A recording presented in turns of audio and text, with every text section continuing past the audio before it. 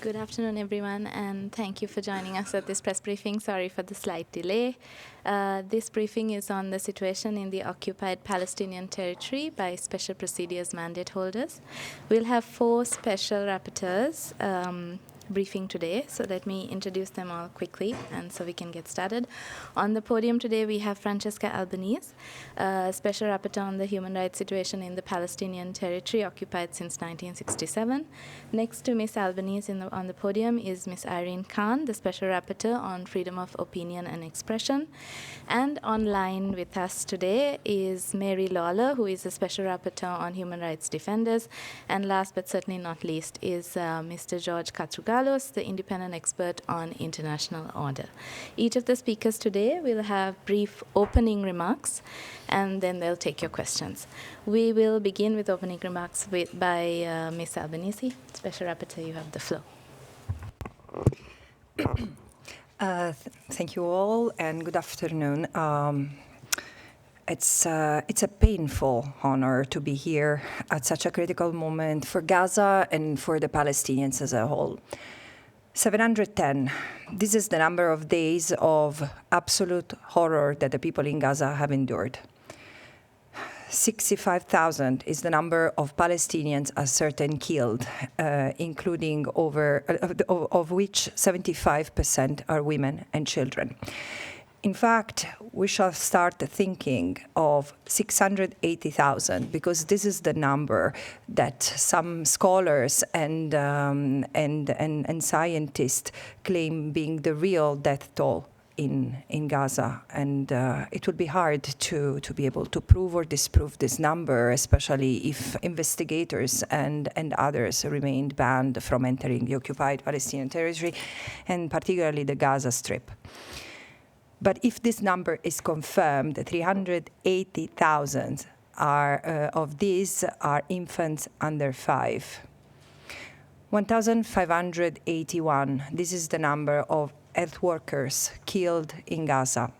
252 is the number of the journalists, your colleagues, killed in Gaza. And 346 is the number of UN staff killed in Gaza. 10,000 Palestinians have been detained, mostly arbitrarily, by an unlawful occupation, which has been starving, torturing, and even raping inmates, including doctors and patients. 75 is the numbers of detainees who have been reported killed in Israeli custody just in the last 710 days. Images of scores of Palestinians taken from their homes, shackled and blindfolded in the middle of the night continues to reach us from the occupied Palestinian territory. Homes, shelters, hospitals, schools, mosques continue to be destroyed. Over 85% of Gaza lies in ruin. The ongoing assault to take the last remnant of Gaza, meaning Gaza City, will not only devastate the Palestinians, but endangers also the remaining Israeli hostages, putting their life in great danger. Meanwhile, the West Bank is not having a much better present. The situation is unraveling under intensified pressure. Over 1,000 Palestinians, including 212 children, have been killed in the last 710 days. 1,600 is the number of the raids, with a 22% increase compared to the previous years over Palestinian inhabited areas. And so the numbers of targeted killing is also going up, which is the most severe since the Second Intifada, with the full destruction of refugee camps, and 40,000 Palestinians have been forcibly displaced. In all this, annexation continues unabated, with family entering multiple times of cycles of displacement, facing the expansion of settlements and outposts. No space is safe for Palestinians, but no space is safe for international law under this brutal occupation. And behind every statistic is a human life, a story cut short, a family broken. The trauma and grief will last generations. Meanwhile, far too many states continue to look away, normalize the suffering, and they even profit from it. Arms, trade, and diplomatic engagement with Israel continue unabated, and this is not just morally wrong, this is unlawful. As I argued in my last report to the Human Rights Council, this genocide has become profitable, unfortunately, not just for some corrupt private entities. And this is not only Israel's crimes, this is a world's crime sustained by silence, complicity, and the supply of funds, weapons, and political cover. History will remember, because it's not that this is the first genocide that is been known. No, the Holocaust, the genocide in Bosnia, the genocide in Rwanda were also known to the people of the time. But this genocide happened because the world didn't care enough to stop them, like today, or not. But today's genocide has something different. It's openly incited, cynically denied, and relentlessly supported, armed, and weaponized, while those who oppose it are silenced, beaten, criminalized, and smeared. This is why I say this is the shame of our time, and the collapse of the international legal order lays in this moment, not only for the Palestinians, but for all of us. So I asked prime ministers, presidents, foreign ministers, so-called world leaders, how do you sleep? When will you act, truly act beyond the words? But I also see courage. Dock workers, trade unions, students, mothers and fathers, ordinary people everywhere are refusing this complicity. And their message is clear. No more genocide, no more apartheid, starting in Palestine. The future millions demand is one of justice, equality, and freedom, and is still within reach if we act now. Thank you. Thank you, Ms. Albanese. Our next speaker will be the Special Rapporteur on Freedom of Expression. Ms. Khan, you have the floor. Thank you. I will just say a few words to complement what Francesca Albanese has said, and I will, of course, focus on the issue of my own mandate, freedom of expression. Gaza has become the deadliest conflict ever for journalists. More journalists have been killed in Gaza than in both world wars, Vietnam War, wars in Yugoslavia, and the war in Afghanistan combined, according to one research institute. As Francesca mentioned, the UN number right now is 252, but that is, of course, likely to go up because every week we hear news of more killings. In August alone, 9 journalists were killed in 3 horrific, bloody incidents, as you may remember. Many of these 252 journalists have been targeted, by which we mean deliberately picked out and killed because of the work that they are doing to expose the atrocities, the crimes, the genocide on the ground. Let me spend 1 minute on the strategy that Israel seems to have developed, where they will first delegitimize and discredit a journalist. Smear campaigns are started, accusing the journalists of being terrorist supporters or terrorists themselves, and then they are killed.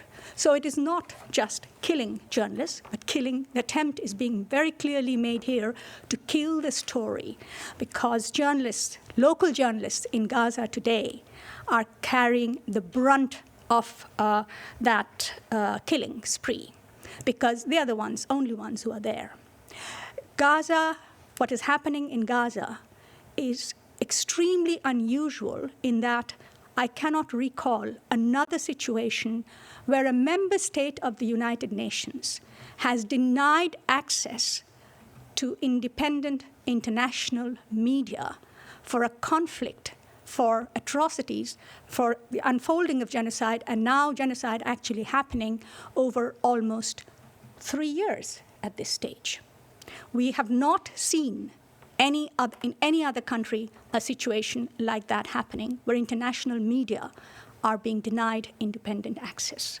The burden then falls on the local journalists who are being picked out, as I mentioned, and killed, labeled as terrorists, and killed.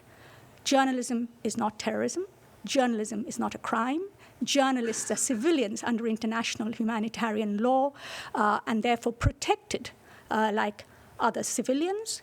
However, journalists, because of the nature of their war, have to go where the fighting is. They cannot flee away from the fighting, and they are being then deliberately picked out and killed. International media have been denied access. Al Jazeera has been actually banned from even operating in the West Bank or in Israel itself. What we see here, therefore, is, as Francesca Albanese, as you know, has written about the anatomy of genocide and the economy of genocide, and I would say that the story of the way in which journalists are being killed, silenced, killing journalists, murdered, in fact, is the cover-up of genocide, because these local journalists are the main source for news right now from the ground up. And if they can be stopped, if the information that is leaking out to the world can be stopped somehow, the Israeli Defense Forces believe that they can continue to do what they are doing with impunity. And that actually is the critical word here, impunity.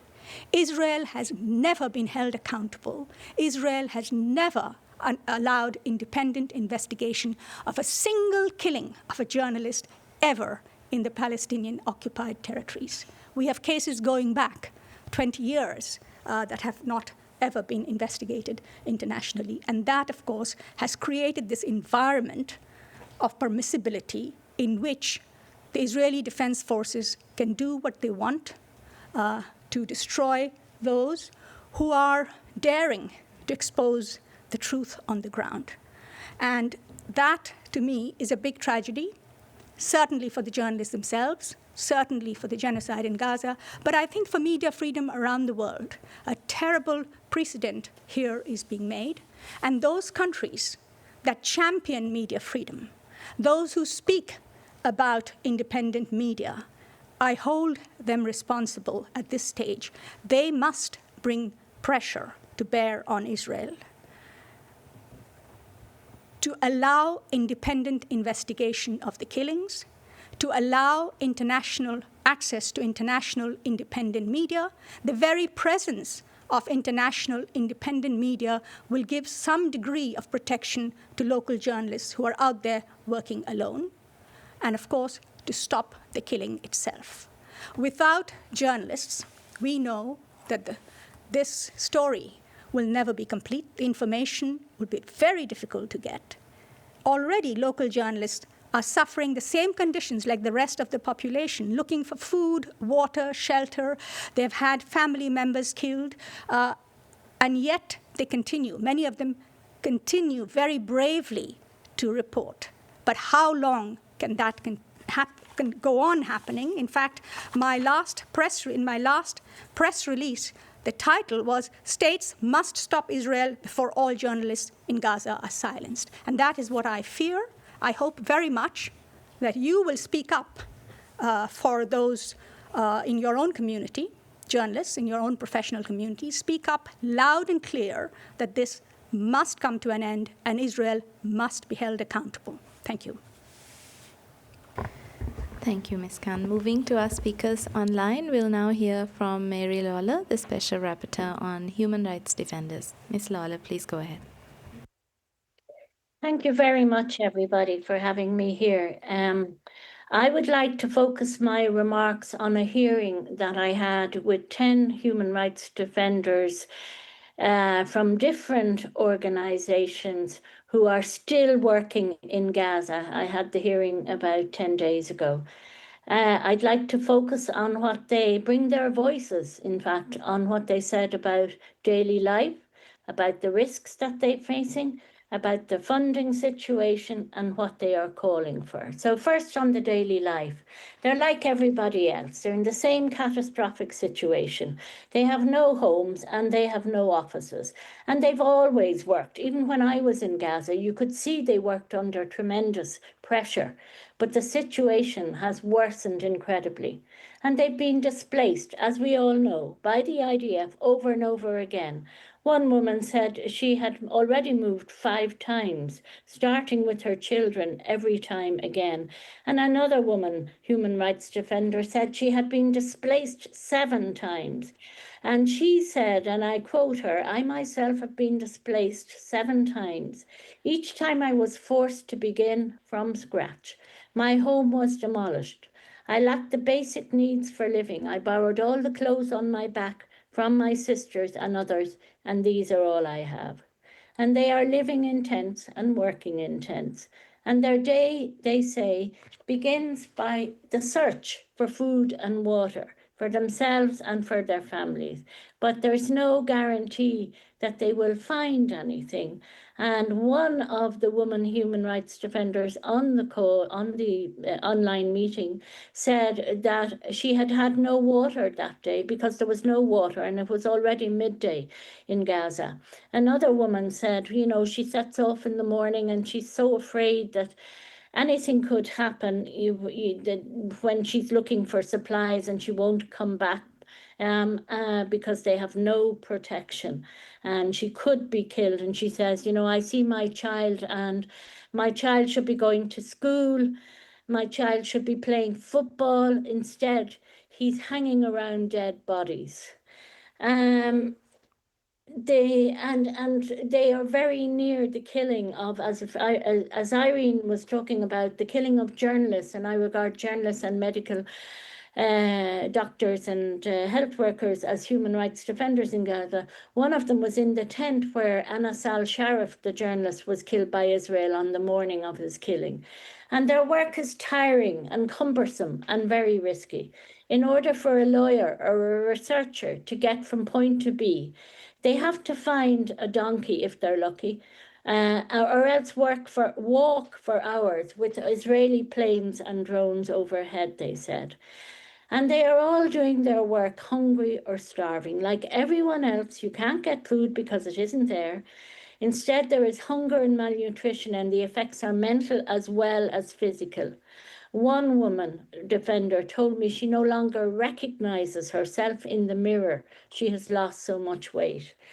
And another man defender told me, "These words we have are no longer," and I'm quoting him, "sufficient to describe the situation.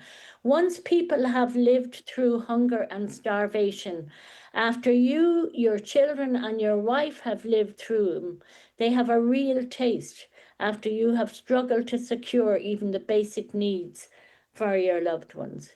So moving on to the risks that they are facing on the ground. And as we know, these are extreme. Many have been killed by Israel already. And that is the risk that they face every day. That is what the defenders are talking about when they say they fear to make it home after their day's work. This is targeted killing and random killing. And Israel has absolutely no regard for civilians if they are Palestinian. Mr. Ihab Marwan Kamal Faisal, Ms. Noor Nasser, Abdul Al-Noor, and Ms. Dana Yagli, all human rights defenders with the Palestinian Center for Human Rights, were killed by Israel in separate airstrikes in February 24 and January 25. And these are just 3 examples. Mr. Faisal was killed with his wife and 2 daughters, aged 6 and 3. Miss Abu al-Noor was killed along with her little 2-year-old daughter, her parents, and 4 siblings. And Miss Yagi was killed along with 37 members of her family. These are horrors, and yet the United States, Germany, the UK, and so many other states keep supporting what Israel is doing. And when I spoke with these human rights defenders in Gaza, one of them made it very clear. We are all on death row in Gaza now, they said. They've absolutely no protection. On the funding situation, of course, there's not enough funding. Human rights defenders are barely meeting their basic needs, if they are being met at all. The sanctions imposed by the US on Palestinian organizations, which are completely baseless, and a clear attempt to stop the defenders doing their work, has made the situation all the more difficult. Al-Mizan, Al-Haq, the Palestinian Center for Human Rights, Adamir. These groups have been doing essential work for decades. They are being targeted, as they have been for years, because they are building a path to accountability for the crimes Israel has committed against Palestinians. Israel and the United States want to close down the path to justice. And this is why these organizations are being targeted. It's because they are keeping the hope alive that one day justice will be achieved. And all states who claim to uphold human rights must push back against what is being done with them. And there must be more funding, increased funding for defenders on the ground. With more support, they could do more, collect more evidence of what has happened, better document the crimes, and they would contribute to upholding international law, which all states say they support. And finally, just to say what they all, because I asked each defender on that call was asked the same questions by me, and one of the questions was what they are calling for. And what they said is they are calling for an end to genocide being committed by Israel in front of the eyes of the world. They are calling for an end to the famine Israel has created, to the blockade of Gaza, and they are calling for justice for all victims of human rights violations. Thank you. Thank you, Ms. Lawlor. Our next speaker will be the independent expert on international order, Mr. Katrougalos. You have the floor. Thank you very much for the invitation. I would like to start reading you a short excerpt by a recent article in Haaretz of the renowned Israeli diplomat, minister, historian, Shlomo Ben-Ami. He used to be pivotal also in the Oslo Accords. He writes, Israel, I quote, is committing atrocities that may remain a mark of Cain on the forehead of the Jewish state for years to come. Is it possible that the people who endured the Holocaust are now committing the most heinous of crimes, genocide, against their neighbors? I understand, of course, the question as rhetoric. Already Francesca presented us the hard numbers about the ongoing, online, before the eyes of all the world, genocide in Gaza. The civilian victims, of whose the vast majority, more than 75%, are women and children. Mary and Irene presented us other dimensions of this tragedy, the fate of the freedom of expression, journalism, the fate of the human rights defender. But there is another victim besides the crimes committed in the West Bank, the genocide in Gaza. The international legal order is now being undermined in the Middle East. There is an unraveling pattern of unlawlessness by the multiple attacks of Israel against almost all its neighbors and also some of non-neighboring states like Iran and Qatar. The recent attack of Qatar was without precedent exactly because killing members of negotiating teams go against diplomatic patterns that have been founded even in the ancient times, in classical Athens or Rome. By this attack, Israel clearly undermined one of the few credible avenues to prevent further destruction, release the hostages, and open a path to peace. But this goes beyond that. All these attacks have, as I said, the explicit or tacit support of the United States. The impunity that these acts entail, the lack of accountability, the selective application of international law, weaken the credibility of the United Nations, undermine multilateralism, and the international post-war order based on the United Nations Charter and the human rights system of law. Such actions, it's clear that wither distrust, erode international norms, and encourage impunity. We have heard the European leaders saying that Israel is doing the dirty job for all the West. If we accept this mentality, we create the conditions when further human rights violations in the future are going to become the new normal. We know what we should do.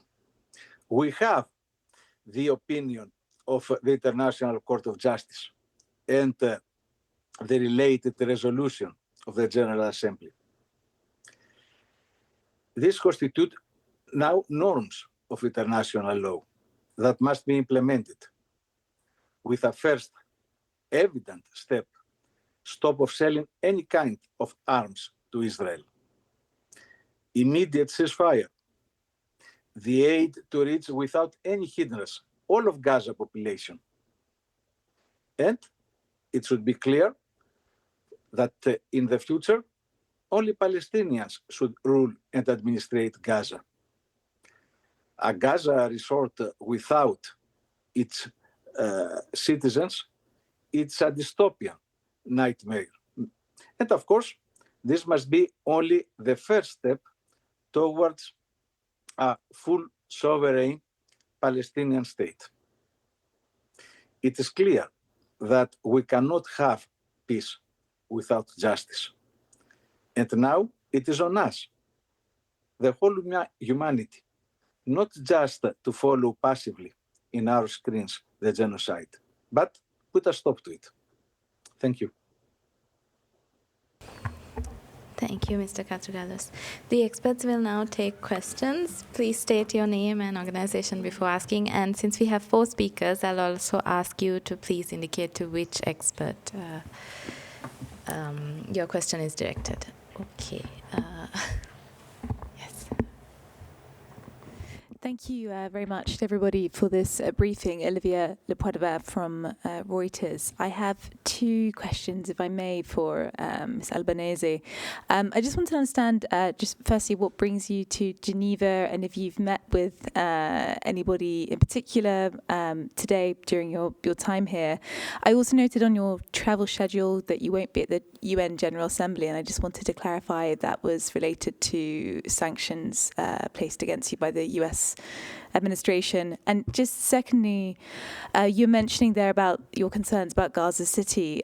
From your perspective, from an international law perspective as well, are you able to describe what human rights concerns you have in terms of what you're currently seeing in this latest assault by the Israeli military on Gaza City, particularly in terms of destruction of civilian infrastructure, buildings, etc.? Thank you.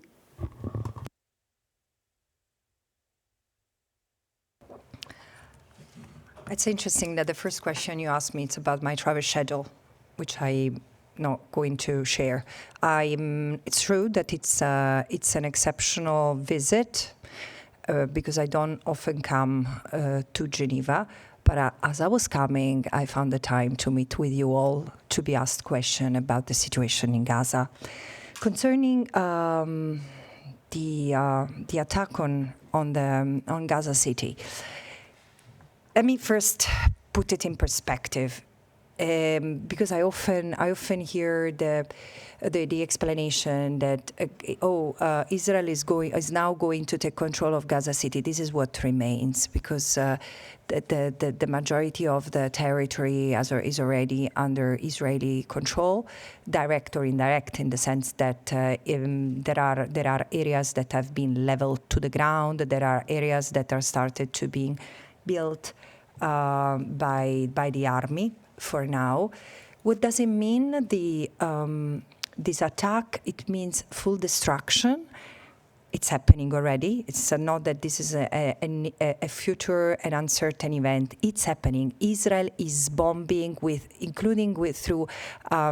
is destroying, including by using unconventional weapons that we've never seen before and newly assembled weapons. It's destroying entire neighborhoods, remnants of buildings where people were seeking shelter, really.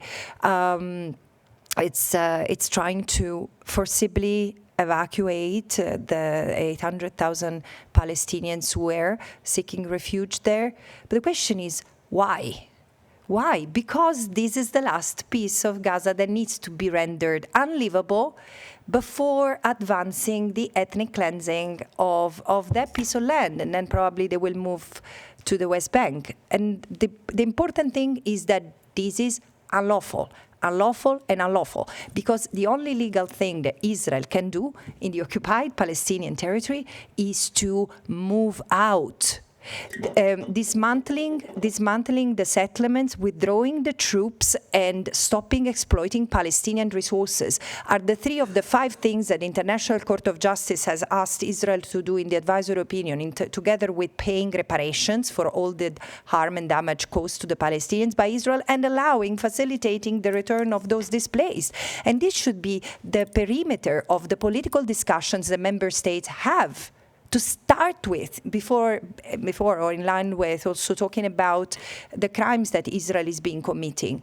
And in fact, it seems to me that there is an intentional determination to circumvent this by moving the discussion, instead of from where it should be ending the atrocities, the sources of and the root causes of the illegality in the occupied Palestinian, let's move it somewhere else, where it really we do not have to talk about, some states are doing that, where we do not have to talk about our responsibilities. Jeremy. Hi, Jeremy Lange for the French Public Radio. If I may, I will ask my question in French to Ms. Albanese. 2 questions en réalité. La première sur le nombre de victimes. Vous avez évoqué il y a quelques instants un nombre de victimes potentielles très élevé, jusqu'à 10 fois peut-être ce qui est officiellement comptabilisé jusqu'à présent. Je voudrais savoir d'où viennent ces chiffres. Est-ce qu'ils sont crédibles selon vous et que comprennent-ils? Est-ce qu'on parle des victimes directes en plus des victimes liées à l'absence de traitement pour les maladies, la famine, etc. Enfin voilà, d'où viennent vraiment ces chiffres, très importants. La deuxième question, par rapport à ce qui va venir à la fin du mois, l'Assemblée générale de l'ONU et cette reconnaissance de la part de certains pays de l'État de Palestine. L'administration Trump a déjà dit qu'elle refuserait de donner des visas à des représentants palestiniens. Il y a des appels qui viennent de la part de la société civile, de militants, souvent classés à gauche, qui réclament de délocaliser l'Assemblée générale à Genève pour que ces représentants palestiniens puissent venir, puissent participer. Je voudrais savoir si c'est un appel que vous soutenez, même si la faisabilité semble un peu compliquée, mais est-ce que ce serait pour vous un signe fort que l'Assemblée générale ait lieu à Genève? Alors, je pars de ce dernier point. Je pense, oui, que c'est le moment de s'interroger pour l'Assemblée générale sur ce qu'on est après 80 ans depuis la création des Nations Unies, dans le sens que on ne peut pas autoriser un membre de l'Assemblée générale et du Conseil de sécurité de ne pas autoriser la participation des gens des États qui font partie, ou des organisations qui font partie, des représentants du peuple qui font partie de l'Assemblée générale et d'autres. Et là, on a vu cette année que la liste de ceux-là qui sont formellement persona non grata aux États-Unis commence à s'allonger. Je pense que avant de penser, d'essayer de bouger l'Assemblée générale et tout, que c'est pas une mauvaise idée, c'est-à-dire c'est pas à moi de le dire, mais c'est le moment de aussi considérer que le monde est fait par 193 pays. Et si les États-Unis continuent à montrer cette hostilité, alors je pense qu'il y a de quoi se demander si ce n'est pas le cas de bouger l'organisation, mais ça ne me concerne pas. Ce qui me concerne, c'est que je voudrais voir un engagement concret de la part des États afin de garantir tout représentant qui a le droit de s'asseoir à cette séance de l'Assemblée générale soit présent, sans discrimination. Et la chose qui est frappante, à mon avis, c'est qu'il y a une fragmentation aussi des forces qui devraient s'unir à défendre ceux-là qui sont punis injustement. Et voilà. Je sais qu'il y a des propositions aussi de tenir la séance de l'Assemblée générale hors de New York. Évidemment, ça n'a pas passé. Les chiffres que j'ai mentionnés, en fait, viennent de différentes sources. Il y a le Lancet, il y a des chercheurs israéliens qui ont aussi posé ce chiffre. Ça vient de différentes sources. En fait, c'est le calcul de ce qui a été détruit à Gaza et la capacité si je comprends bien les statistiques, de contenir. C'est une étude sur combien de gens apparaissent être présents à Gaza, confirmée par contre par des documents relâchés ou leaked par l'armée israélienne, mais aussi ce qui pourrait être être causé par les frappes, surtout les frappes c'est-à-dire ces morts à cause des traumas, à cause de destruction de bâtiments et tout ça. Il y a l'opportunité, est-ce que j'ai la possibilité de vérifier ces chiffres, pas toute seule, mais bien sûr, ça c'est quelque chose que nous tous on est en train de faire, mais on est vraiment dans l'impossibilité parce que les gens présents à Gaza, les organisations présentes à Gaza sont de moins en moins, et Gaza s'est détruite à un point que c'est aussi difficile faire une estimation. Ça va prendre des années pour vérifier, comme ça se passe encore au Rwanda, en Bosnie, de vérifier, de récupérer tous les restes humains de cette catastrophe. Mais c'est-à-dire une chose dont je suis absolument sûre aussi en étudiant la croissance et l'intensité des morts par rapport aux frappes, c'est que depuis longtemps, on a les sources sur place, soit palestiniens, soit non gouvernementales, internationales et Nations Unies, n'ont plus la possibilité de compter tous les morts. Alors, les 64 000 qu'on continue à citer sont ceux-là qui ont été vérifiés. Mais c'est clair que c'est une très forte sous-estimation.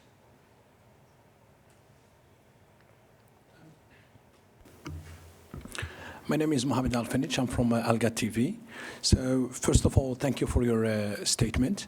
I have two questions, one's for you and one for Irene also. According to our reporter, Alga TV in Gaza, we have some local reporter there today, just till this moment, 41 people being killed in Gaza, 28 in the city of Gaza and north of the Gaza Strip, 12 on the south of the Gaza Strip, and 1 on the middle of the Gaza Strip. So, and I'm sure by the end of the day, you're going to reach more number.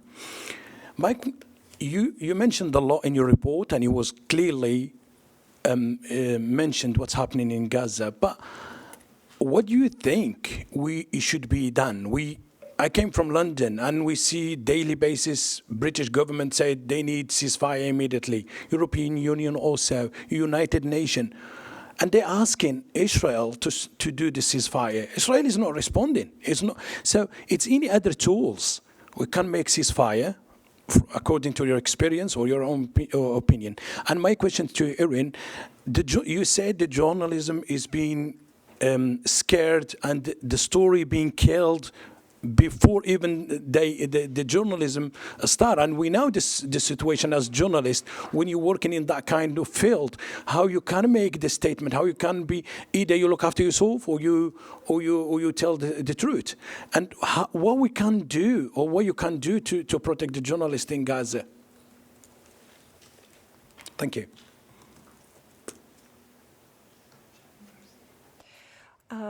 As I said, the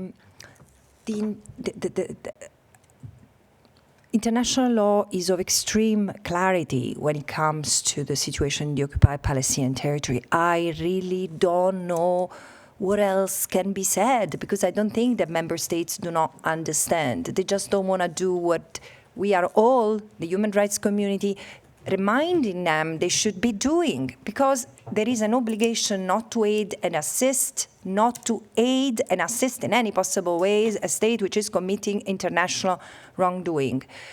There are, and this is where we need to go next, when this is persistent, when this lack of compliance with international law becomes widespread and systematic, it results into sustaining, enabling the illegal act. So what should be done? Arms embargo, which means no trade in arms, no buying, no selling parts or arms in full, not directly, nor indirectly through another state. This is the first thing that member states should have done already last year when International Court of Justice recognized the risk of genocide, and then, in the case of Nicaragua versus Germany, reminded member states of their obligation not to transfer weapons to a state which might be committing violations of international humanitarian law, meaning war crimes. And it's clear that Israel is, you can say that very closed eyes that Israel is committing war crimes. How? Because Israel was already committing war crimes before October 7, the colonies, the blockade, etc. So you see, there has been a level of normalization of the legality that Israel has ended up representing. And now it seems that member states almost don't know how to react and do the right thing, come back to a path of compliance with legality. But then there are countermeasures that member states have to take, and the stopping trade is not just for weapons; it's also for regular commercial activities and businesses. This is what happens when a state commits serious crimes, as Israel is doing. And should it not happen, well, there is a need for accountability of the very people who have been giving orders to continue trade and arms transfers toward Israel. The last point is divestment. As I want to remind everyone, as I did with my last report, that we cannot imagine that the business sector, the private sector, from arms manufacturers to tourism industry, banks, pension funds, universities, are permitted to do what member states shouldn't be doing, meaning aiding and assisting an unlawful endeavor, especially as businesses, by the very fact of interacting with this unlawful endeavor, can be directly linked, contributing to, even causing human rights violations. So this is, again, the human rights standards, international law are very clear. It's clear, equally clear, is that member states tend to violate international law in this context rather than abiding, and so it's time for justiciability. And again, everyone who's partaking in this endeavor must be held accountable, of course, based on the possibilities of also civil society judges and lawyers on the ground. You had a question for me. Before I answer your question,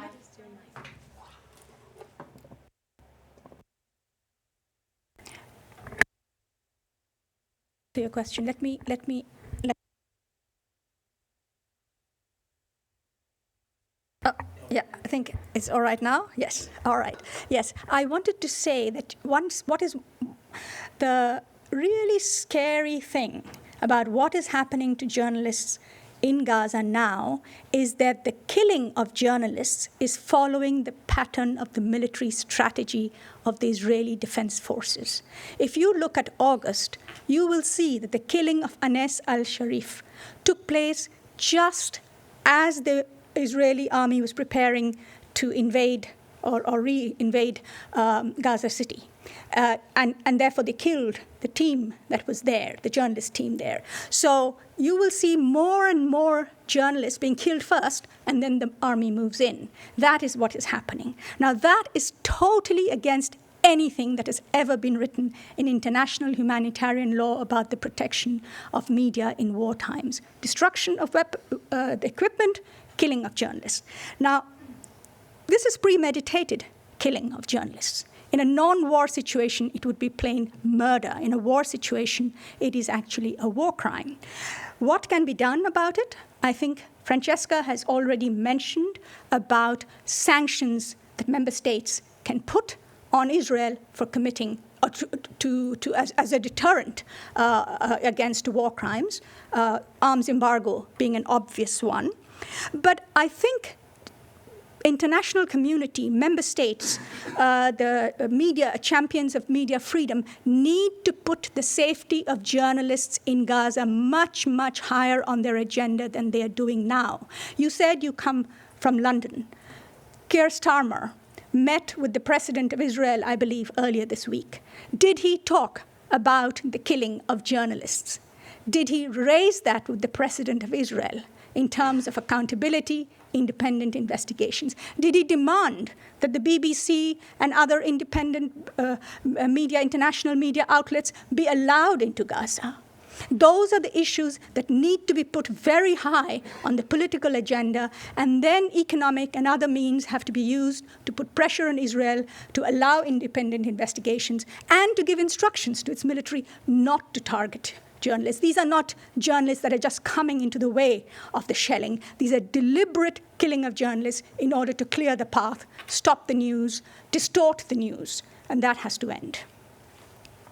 Thank you. I'm going to go to Nina and then Gabriela, and then we have a question online. Okay, thank you. Nina Larson, AFP. Thanks for this briefing. First, for Ms. Albanese, thank you for doing this. I was wondering if you could say a little bit more about the complicity issue when it comes to the U.S. Secretary of State Rubio said today that the U.S. is showing unwavering support for Israel in its war as it continues in Gaza. And you also have, as has been mentioned here, the revoked visas, the sanctions against you and others. So, I mean, could you just say a little bit more about how complicit, I guess, you think that the U.S. is in what you're describing as a genocide? And then also, what do you think the consequences for the U.S. should be for this? And finally, I also had a question. I wanted to ask you how the sanctions have impacted you personally. And sorry, I have just one small question for Ms. Khan. I wanted to ask about, you compared the number of journalists killed in Gaza to a number of other conflicts. What was the conflict before this that had the most journalists killed? Could you provide some more figures on that? Thank you.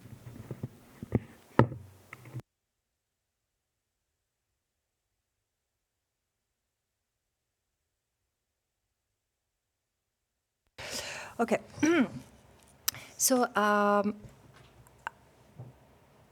will have to encourage you to wait another couple of weeks regarding full answer to that question regarding complicity, because this is the topic of my next report to the General Assembly, which again, just to also go back to the first question, yes, I'm trying to go to the United States. Things look not particularly promising, but this is what I should be doing. There is one fact. The United States has been for decades backing Israel and Israeli government, various subsequent Israeli government, militarily, politically, diplomatically, strategically, discursively.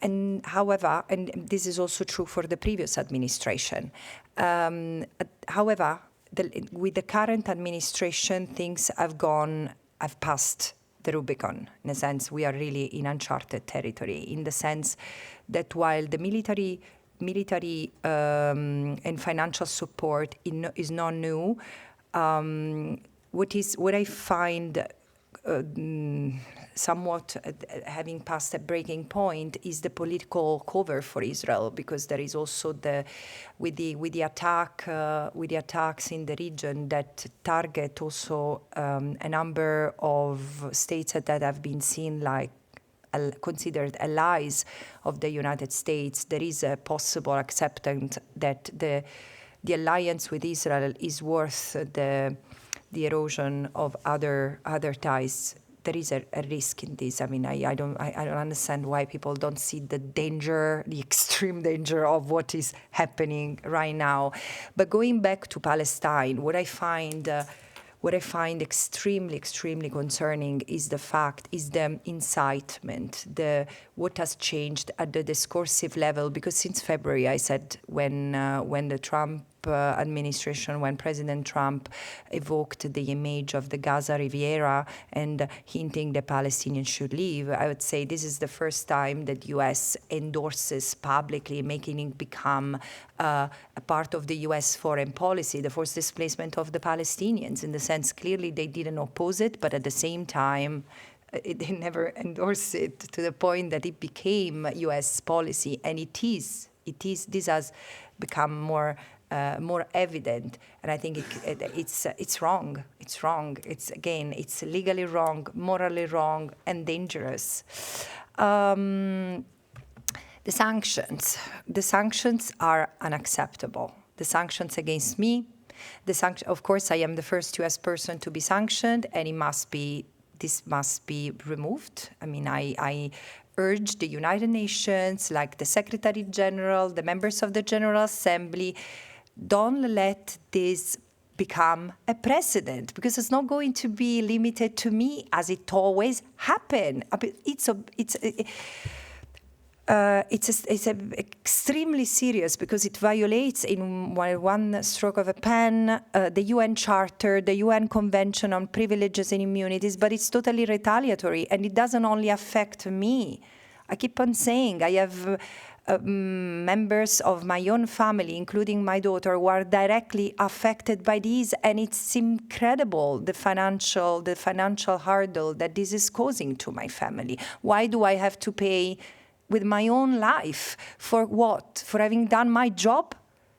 So again, I don't like the personalization of what matters. This is why I'm saying what happens to me is now happening also to 9 judges and prosecutors of the International Criminal Court, and this should have created really such an uproar, but also Palestinian human rights organizations. So on the one hand, I expect the United Nations to stand firmly against this. On the other hand, I expect regional groups to stand firmly against it, because I'm European, I'm Italian. It's unbelievable that I have to suffer the weight of this vicious administrative move, even in my own country where I cannot open a bank account. So Europe should institute the European blocking statute to protect people who from this personal ad personam attacks from today is the United States, tomorrow can be another state. So, yeah. You asked me about the numbers killed. Now, I can give you one example. Ukraine. In the war, since Russia's invasion of Ukraine, 14 journalists have been killed in Ukraine. 252, on the other hand, killed in Gaza, including dozens targeted. Probably in terms of numbers, the second highest would be Afghanistan, where, as you know, there was conflict for more than a decade. And during that time, I don't have the exact numbers, but I think it was only in dozens killed over 2 decades. And again, you can see both in terms of time as well as in terms of numbers how outrageous are the casualties of journalists in Gaza.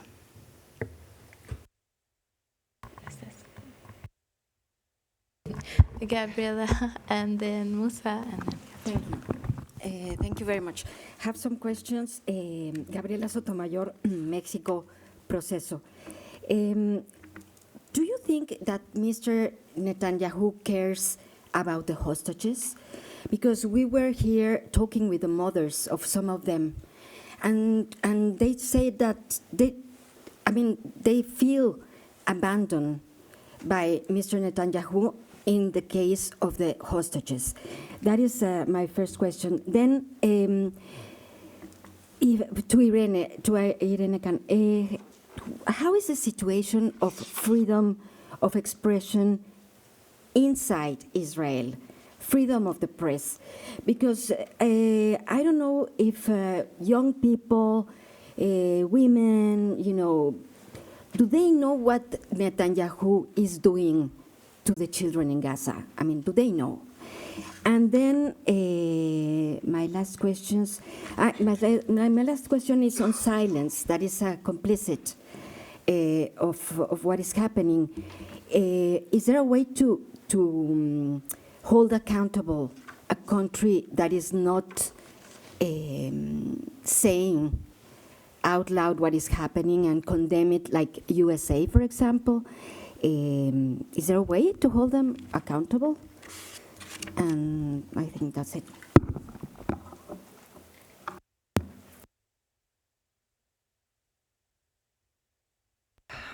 Okay, of the many superpowers I have, this doesn't include reading people's minds, unfortunately. So I cannot tell you what ICC wanted Prime Minister Netanyahu has in mind. But however, I fully understand the sense of abandonment of the families of the hostages, because in fact it has proven true over the past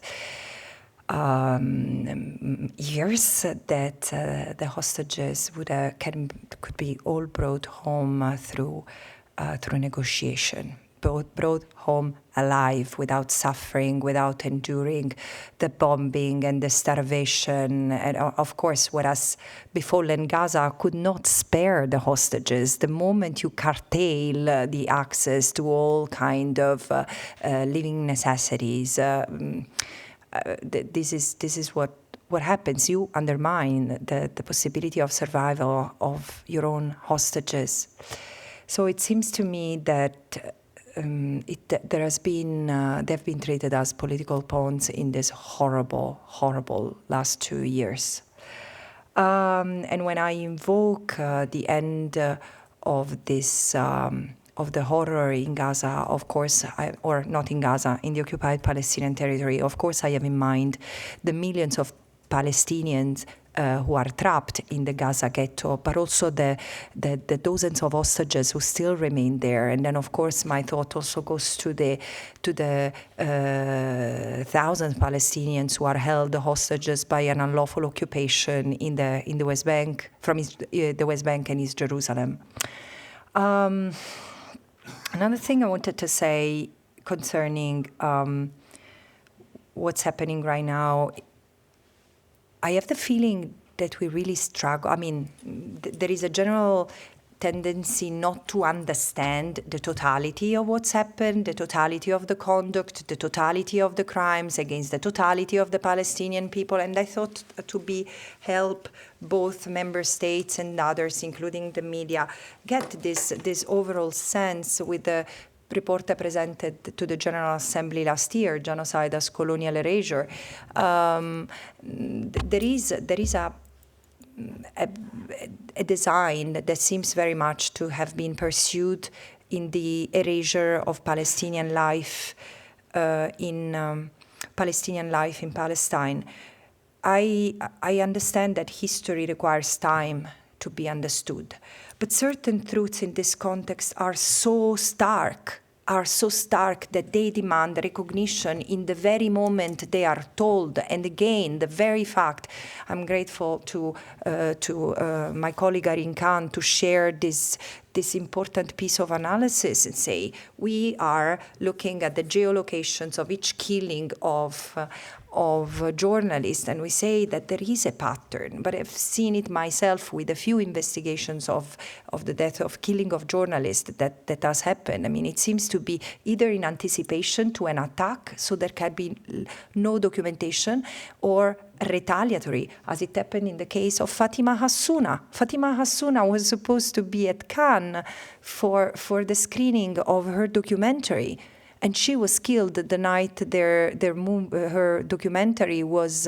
announced as being at Cannes, with missiles that killed her and her family. So again, we tend to trivialize this genocide, because, as I said, behind each story, behind each killing, behind each starved person, there is a universe that, has been pulverized. And we do not even have the time to recognize and mourn each of them, because this is the pace of our life and the pace of this genocide. With relation to the situation in Israel, there is no country in the world, I believe, that can remain untouched when it conducts genocide and war, killing of journalists on its borders, can remain untouched within the country. And of course, freedom of expression inside Israel is also restricted by law. For example, there is heavy censorship of media and very little independent media. The owner of Haaretz, Al-Haaretz, which is probably the only independent print media still left, himself has talked about the kind of pressure that they come under from the authorities. But there are also mob attacks. There have been mob attacks against Israeli journalists if they report, if the people feel that they are reporting against what they see as Israeli interests, if they are reporting favorably sometimes on Palestinian issues. Last year, Israel adopted a Foreign Media Act, under which it has banned Al Jazeera, but that same Foreign Media Act, of course, also has a chilling effect on other foreign media present in Israel. They are not allowed to report on what is happening in Gaza. They can only report on what is happening inside Israel. So overall, there is a chilling effect, I think, on media freedom inside Israel that is damaging Israel's own media sector quite significantly. Mr. Katrougalos was online. Did you have something to add? Yes, I have a short comment on the question about the hostages. I think a clear indication, if not proof, of the fact that hostages are not a priority for Prime Minister Netanyahu is the recent attack against Qatar. It was the only open diplomatic channel for the release of the hostages.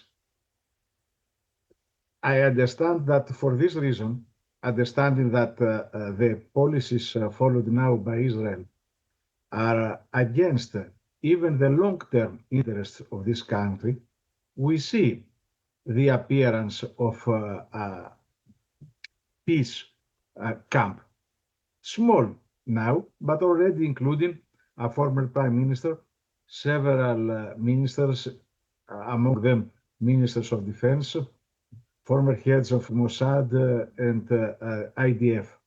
These are neither pro-Palestinian, nor, of course, against the state of Israel, but they realize the impasse, realize that genocide and the perpetuation of raw violence cannot resolve anything, and they understand that the only solution is return to the diplomatic solutions through the United Nations, which are not the house of darkness, as Prime Minister Netanyahu portrayed it during his speech at the General Assembly. Thank you. Thank you. Musa, yes, and then Catherine, and then we have Ravi online. Merci beaucoup, Madame Albanese. Avec l'attaque d'Israël contre les responsables palestiniens à Qatar, je suis là. Alors, avec les attaques israéliennes contre les responsables palestiniens à Qatar, on voit qu'Israël a franchi vraiment une nouvelle étape, et aussi en menaçant Qatar et autres pays, donc ces menaces de Benjamin Netanyahu et autres responsables israéliens, de renvoyer les Palestiniens autrement, avec une menace de faire plus ou moins la même chose. Donc, c'est ce qu'on comprend. Et aussi, ça fait 2 ans que vous et les différentes organisations des Nations Unies, l'accord international de La Haye, vous avez sorti des rapports, vous demandez tout le temps un cessez-le-feu. On voit les cessez-le-feu, on n'a pas de cessez-le-feu, mais au contraire, il y a un élargissement de crimes contre Gaza et contre les Palestiniens ailleurs. Est-ce que vous avez peur de ce qui va se passer, donc de cette nouvelle étape? Est-ce que vous avez peur de ce qui va se passer dans les semaines et mois à venir? Et aussi une petite question concernant ce qui se passe en Cisjordanie. On n'a pas parlé de la Cisjordanie. Merci beaucoup.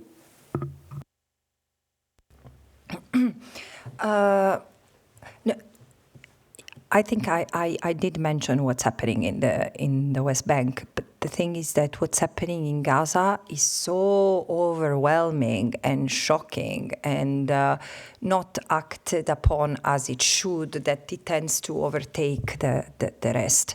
But look, the situation in the West Bank is being consistently, day by day, daily, bad since I can remember. And in fact, together with other human rights experts, my predecessor and other human rights organizations, Human Rights Watch, Amnesty International, Israeli and Palestinian human rights organizations, everyone was raising the alarm that the West Bank was becoming a powder keg and it would explode because of the level of oppression, extrajudicial killings, the shoot-to-kill policy that had become evident from the soldiers even before October 7. I keep on remembering, I mean, the level of extrajudicial killings in the West Bank was not, I mean, there was not enough attention to this, but 460 Palestinians had been killed during the 6 months.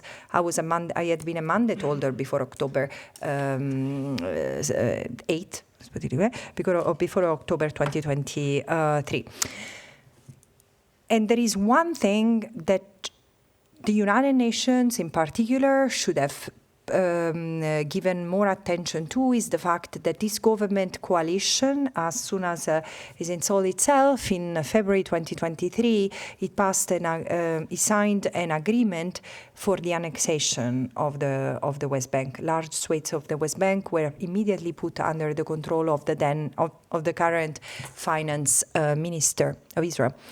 And since then, the advancement of the colonial project, meaning really taking the land and the resources and displacing the Palestinians, so settler colonial, has continued and has even accelerated after October 2023, with the result that now the Jordan Valley has been almost emptied of Palestinians. It was home to herders and Bedouin communities, nomadic communities that have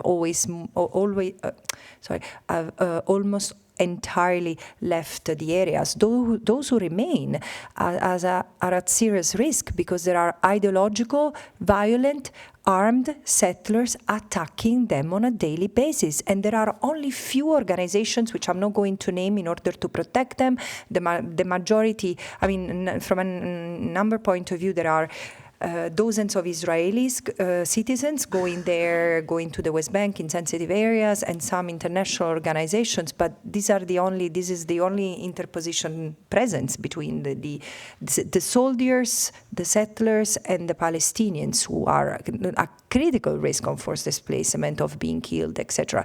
And of course, the economy is collapsing.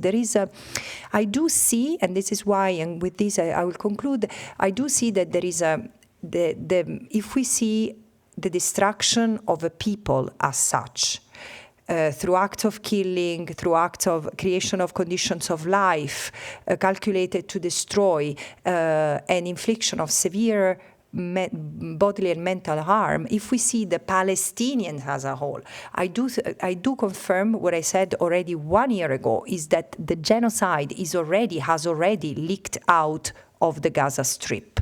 This is the reality. There is an attempt to destroy the Palestinian as such in what remains of the occupied Palestinian territory with various acts and means. Did you have a follow-up? Sorry, the first question. Sorry. No, it doesn't fall. I was not trying to evade this, but yes, because it doesn't really fall under my mandate. But how do I read it? Look, it's a violation of the sovereignty of the state of Qatar. It's very serious. This is not unprecedented, and with other special rapporteurs, I've denounced this continuous recourse to aggression under pretense of self-defense that Israel has invoked times and times against Lebanon, against Syria, against Iraq, against Yemen. And again, there might be a conflict-like situation in certain, but this is or Iran. The continuous bombing of neighboring countries is clearly a threat to peace, which should receive a more preventive response from the United Nations.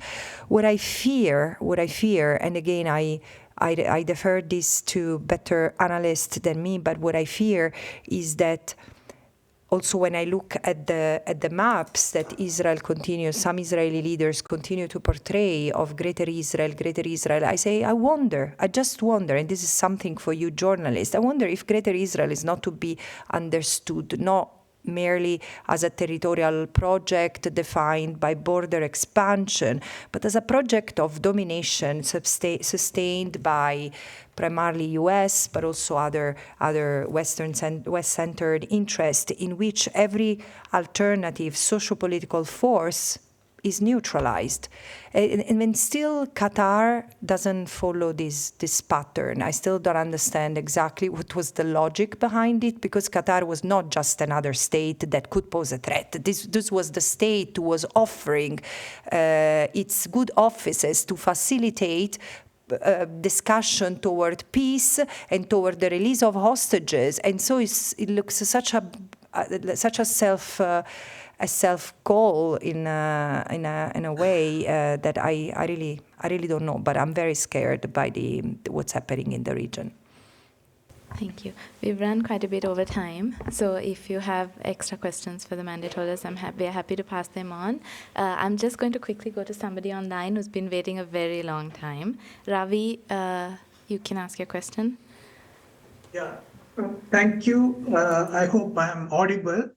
The question is to Ms. Francesca Albanese, as well as Mr. George Katrougalos.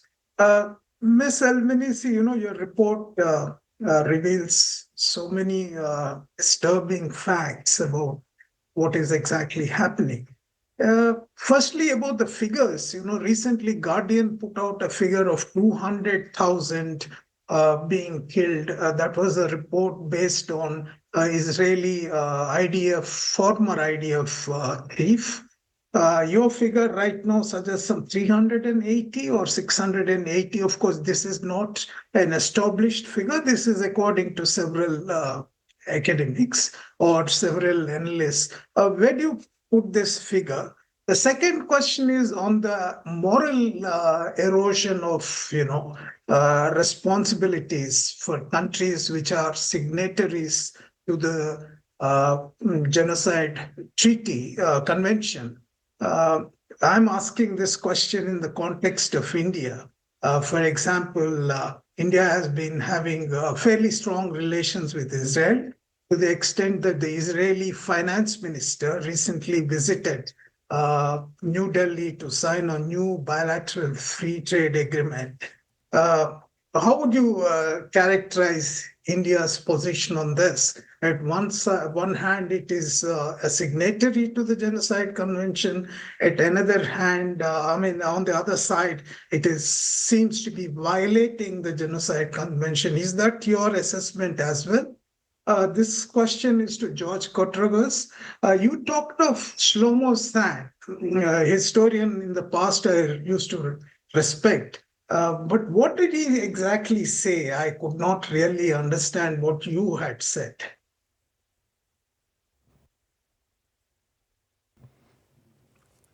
Again, I repeat what I said before, that the figures we tend to rely, I was very clear to say the figures I continue to rely upon are around 65,000 people killed in Gaza, and these are the figures that come from various sources, but all corroborated, verified by the UN country team on the ground. And at the same time, I was saying that I'm worried because it continues to come up, and this comes from scientists, and it comes from medical experts who have been operating in other conflict, and people who have access to to Israeli sources that refer to figures that can go from 300,000 to 600,000. And again, this is scary. It's scary, not because 60,000 is a number that doesn't scare me, but again, there is just also this confusion heightened the urge for this to stop, because there are so many incidents that are apparent. There is this figure that keeps on going around, and unfortunately it's true. There is a classroom of children killed every day in a day that is good, is normal, and is quiet in Gaza. This is the reality. I don't know what else is to be said, but it's very likely that the figures are much higher than what the United Nations are able to verify. First of all, as I said, there is even the Gaza Ministry of Health, which is the one who has always steadily since 2007 provided the figures of the casualties in Gaza, doesn't have the capacity to verify beyond what comes through the hospitals, and also because there are other figures that are not reported. Those who die because of access to medical services, those who die for hunger because of hunger and are not in reach to a hospital or other means of verification. So of course the numbers are lower than what is circulated. And also think of how many Palestinians have been killed, over 1,200, 1,300. I really struggle to continue to count because it's horrible, while trying to access food. And sometimes I say they are killing more than they are properly providing meals to. And does it matter? Isn't it enough in any case to stop this? Mr. Katrougalos, do you want to take the question directed at you? Many thanks. My point that I was trying also to elaborate in my first response is that now there is an opposition to the continuation of the war, the genocide in Gaza, by an important number of Israeli figures, not just progressive Jews. We have seen how progressive Jews in America, in Europe, have participated in the massive demonstrations in support of the Palestinian people and against the crimes committed in the West Bank and in Gaza. We see, however, in addition to that, in recent months, the reappearance in Israel of a camp of peace. The people who participate in this camp are not homogeneous. I don't have personally a commonality of ideas with most of them. They're patriots. They care about their own country, Israel, but they see the impasse, and they see also the moral hazard of the continuation of the war in Gaza, the genocide, not just the war. And my point is that if we are trying to have a mobilization of all forces of the public opinion that we can mobilize, we must also take into account this emerging camp of peace in Israel. I repeat, without agreeing on all issues with them, but agreeing on this one capital issue, that the genocide must end and that the only possible solution is diplomatic. Thank you, Mr. Katrougalos. I think we will close this press conference. Thank you very much for your participation, and thank you to the experts online and here who have taken part. Have a good evening, and send us any questions you want passed on, and we're happy to do that. Thank you. Thank you very much for coming.